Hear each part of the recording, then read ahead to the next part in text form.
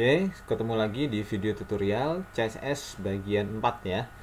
Kali ini kita akan membahas terkait CSS responsif ya. Jadi bagaimana mendesain sebuah halaman web yang responsif ya teman-teman ya. Jadi seorang front end developer harus paham bagaimana cara mendesain sebuah halaman website ya yang responsif ya.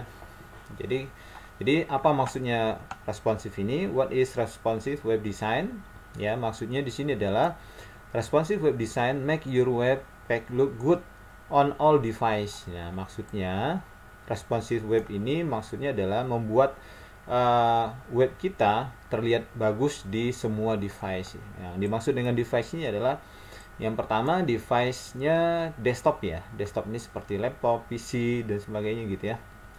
Nah, itu kan resolusinya beda dengan handphone, dengan tab gitu ya. Nah, jadi kalau kita mendesain webnya, halaman webnya menggunakan desktop, maka pada saat dijalankan ya atau dibuka menggunakan device lain seperti tab, seperti handphone, maka dia harus bisa merespon halamannya tersebut dan bisa menyesuaikan dan terlihat bagus. Nah, itu yang dimaksud dengan responsive web design teman-teman ya. Kemudian apalagi yang keduanya, responsive web design use only HTML and CSS. Jadi kita untuk membuat web design ini responsif hanya menggunakan HTML dan CSS ya.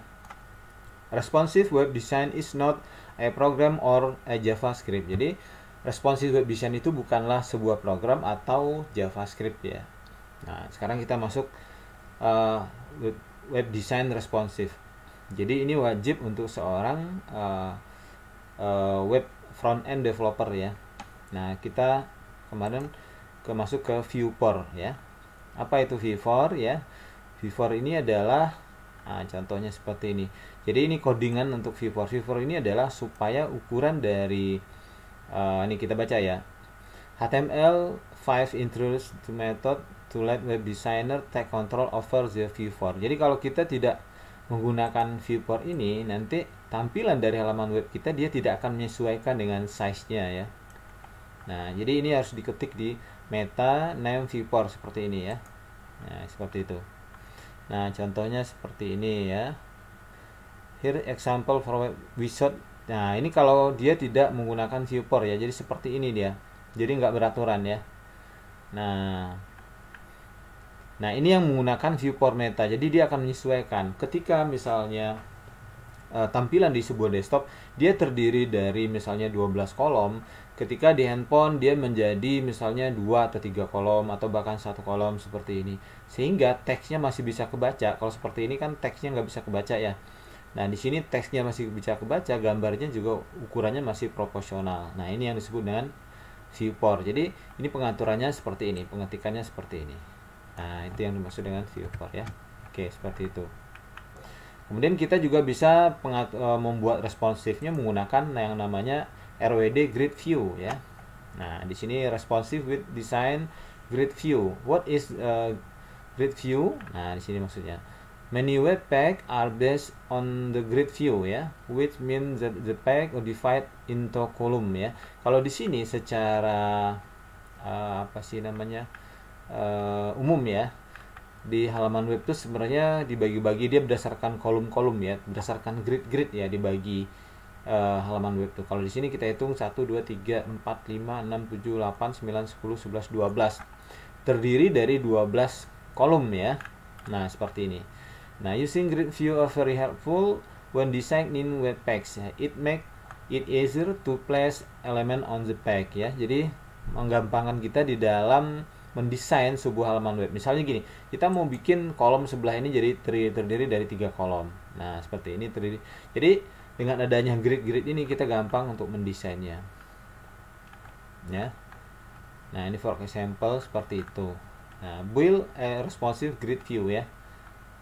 Nah, kemudian read more about the box sizing properly is our CSS boxing chapter ya. Nah, kalau kita membuat, jadi pengaturan size ini sebenarnya ada yang fix, ada yang relatif ya. Kalau yang fix itu misalnya kita gunakan satuannya 1 px, 2 px, px itu kependekan dari pixel ya. Sementara kalau yang menggunakan ini kita buat persentase. Misalnya menunya 25%. Nah, walaupun kita besar dan kecil kan dia akan tetap 25% dari total keseluruhannya. Dia akan menyesuaikan dengan size all size, dengan size keseluruhannya gitu ya. Dia jadi bisa lebih beradaptasi ya. Seperti itu ya. Nah, however, we want to use responsive grid view 12 kolom ya, have more control over web page ya gitu. Nah, seperti ini. Jadi kita nanti dia gini, kalau misalnya call 1, nah, berarti dia lebarnya 8, jadi 100% dibagi 12 berapa, jadinya segini, berarti satu kolomnya 8,33%. Jadi kalau kolom 2 berarti kolomnya sama dengan 2, berarti 16,66%. Nah, seperti ini. Nah, seperti ini. Jadi kita menggunakan persentase ya, supaya dia lebih relatif dan adaptif ya, seperti itu. Nah, ini kalau yang mau menggunakan ini, nah itu. Oke, seperti itu ya. Ini kita trial, kita coba ya. Nah, seperti ini. Oke.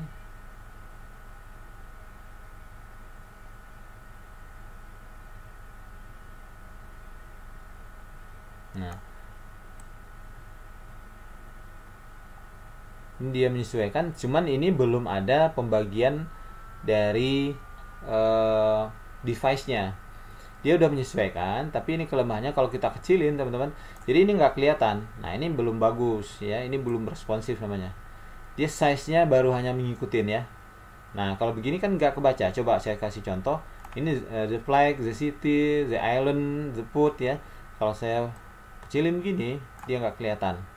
Nah, nggak kebaca. Ini namanya belum responsif ya. Nah, kita lihat contoh yang nanti yang udah responsifnya. Nah, ini notice ya. That webpack in the example does not look good. Nah, betul, nggak bagus untuk dilihat ya. When you resize the browser went to a very small, jadi nggak kebaca nanti teksnya. Nah, seperti itu. Oke, sekarang kita masuk ke yang keduanya ya, media queries. Responsive web design media queries. What is media query? Media query is CSS technique introduced in CSS3 ya. Nah, seperti ini. Oke, kita baca. Nah, seperti ini, kita coba aja langsung try editor. Jadi enaknya ada try editor gini.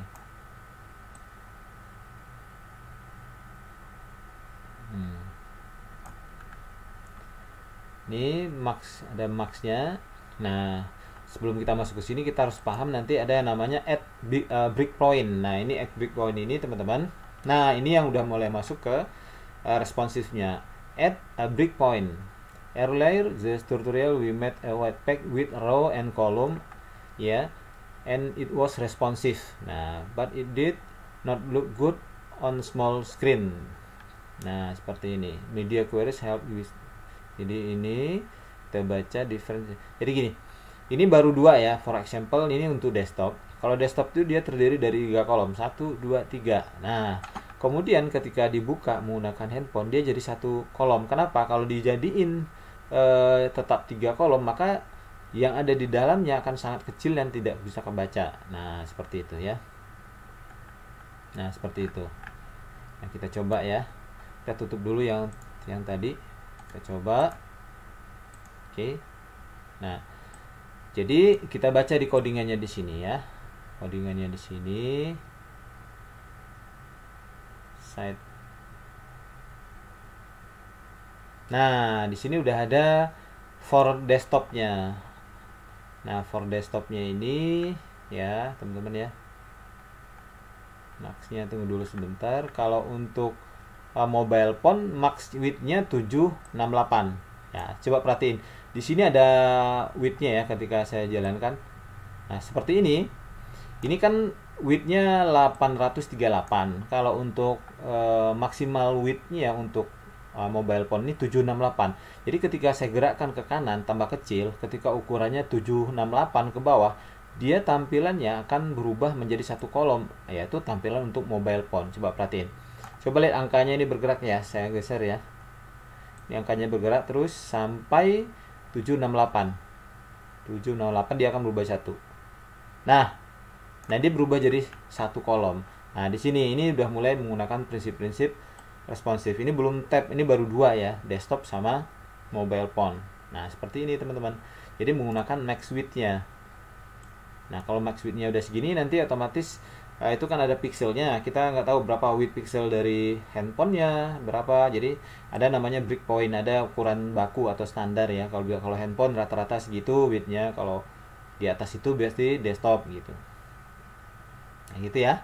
Max width-nya cukup yang dibacakan yang di mobile phone, yang karena besar dari itu berarti dianggap desktop. Nah, seperti itu. Oke. Kemudian RWD image ya, RWD image. Jadi gambar kalau yang di luarnya kerangkanya sudah responsif, tetapi objek di dalamnya seperti image-nya tidak responsif, maka akan lucu ketika ininya, tapi image-nya tetap aja fix.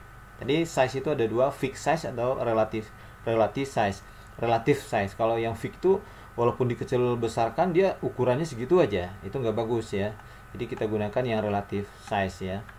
Nah, using the width property ya.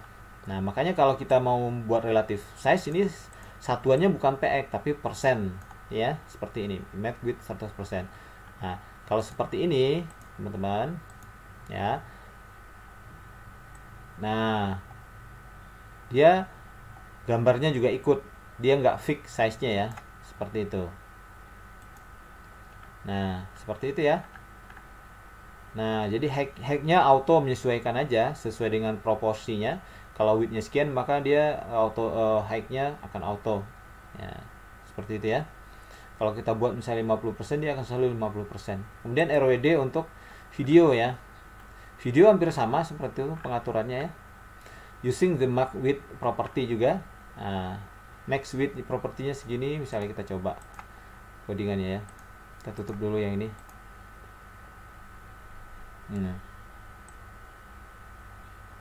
Nah, kalau ini berarti ada kategorinya. Ntar. Jadi di sini ada max width 100% auto ya. Nah, kalau ini enggak gitu ya. Oke. Nah, ini kebetulan width-nya di sini dibuat manual ya, 400 ya. Jadi width-nya itu dia nggak berubah. Width videonya tetap ya. Oke, seperti itu. Kalau video nanti takutnya rada pecah ya gambarnya. Nah, seperti itu. Oke, kita lanjut lagi. Kemudian RWD framework ya.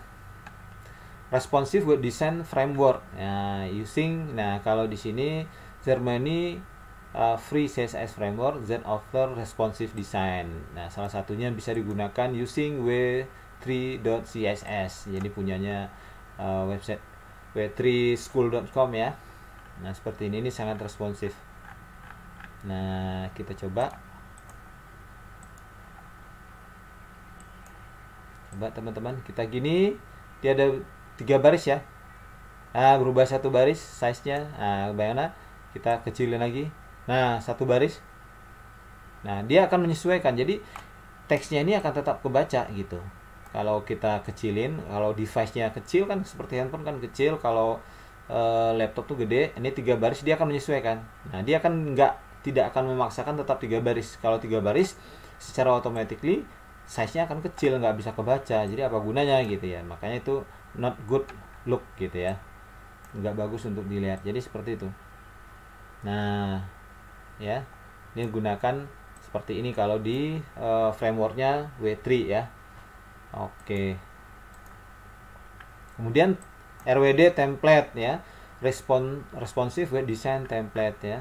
Nah, ini ada template-nya teman-teman. Ini biasanya sama kalau kita blogspot pun dia menyediakan beberapa template, minimal desktop, ini tab, kemudian handphone. Nah, seperti ini. Jadi mendesainnya itu ada tiganya di CSS itu ada 3 kemungkinan. Jadi kita mendesainnya bukan hanya untuk desktop saja, jadi all device ya. Jadi itu yang dikatakan responsif itu. Baik itu tata letaknya akan rapi juga, walaupun kalau dia handphone itu nggak mungkin kita paksakan, ini kan kecil, nggak mungkin dia kolomnya banyak gitu.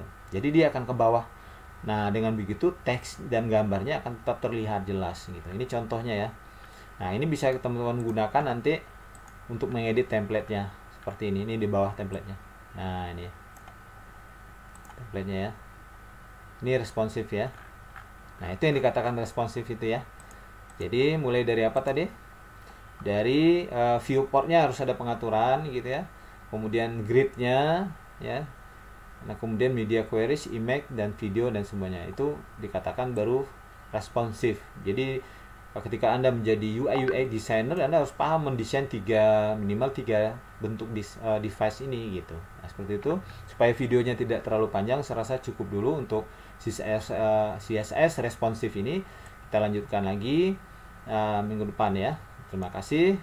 Jika dirasa ini bermanfaat, jangan lupa di subscribe, like, dan komen ya.